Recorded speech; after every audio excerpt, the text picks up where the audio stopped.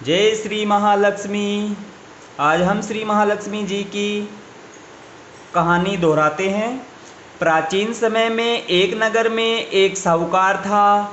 उसकी एक लड़की थी। वह नित्य पीपल देवता की पूजा करती थी। उसने देखा कि श्री महालक्ष्मी जी उसी पीपल से निकला करती है। एक दिन लक्ष्मी जी उस साहूकार की लड़की से बोली कि मैं तुझ पर बहुत प्रसन्न हूँ, इसलिए तू मेरी सहेली बनना स्वीकार कर ले। लड़की बोली, क्षमा कीजिए, मैं अपने माता पिता से पूछ कर बताऊंगी।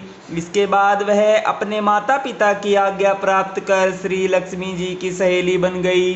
श्री महालक्ष्मी उससे बड़ा प्रेम करती थी। एक दिन महालक्ष्मी जी ने उस लड़की को भोजन जीवने को निमंत्रण दिया। जब लड़की भोजन पाने को गई तो लक्ष्मी जी ने उसे सोने चांदी के बर्तनों में खाना खिलाया और सोने की चौकी पर उसे बैठाया और बहुमूल्य दिव्य दुशाला उसे ओढ़ने को दिया। तत्पश्चात लक्ष्मी जी ने कहा कि मैं भी कल तुम्हारे यहाँ जीवने को आऊंगी। लड़की ने स्वीकार किया और अपने माता पिता से सब हाल कहकर सुनाया। तो सुनकर उसे माता पिता बहुत प्रसन्न हुए, परंतु लड़की उदास होकर के बैठ गई। कारण पूछने पर उसने अपने पिता को बताया कि लक्ष्मी जी का वैभव बहुत बड़ा है, मैं उन्हें कैसे संतुष्ट कर सकूंगी। उसके पिता ने कहा कि बेटी, गोबर से पृथ्वी को लीपकर जैसा भी बन पाए उन्हें रूखा सूखा श्रद्धा और प्रेम से खिला देना।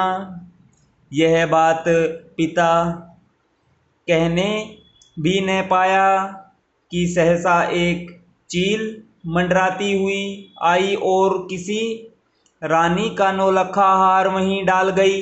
यह देख करके साहूकार की लड़की बहुत प्रसन्न हो गई। उसने उस हार को थाल में रख करके बहुत बढ़िया दुशाले से ढककर रख दिया। तब तक श्री गणेश और महालक्ष्मी जी भी वहां आ गए। लड़की ने उन्हें सोने की चौकी पर बैठने को कहा। इस पर श्री महालक्ष्मी जी ने कहा कि इस पर तो राजा रानी बैठते हैं, हम कैसे बैठे। बहुत आग्रह करने पर महालक्ष्मी जी और गणेश जी ने बड़े प्रेम से भोजन किया। लक्ष्मी जी के और गणेश जी के पदार्पण करते ही साहूकार का घर सुख संपत्तियों से भर गया। हे महालक्ष्मी जी, जिस प्रकार साहूकार का घर धन संपत्ति से भर दिया था, उसी प्रकार सभी के घरों में धन संपत्ति भरकर सभी को कृतार्थ कर दो। जय श्री महालक्ष्मी जी की।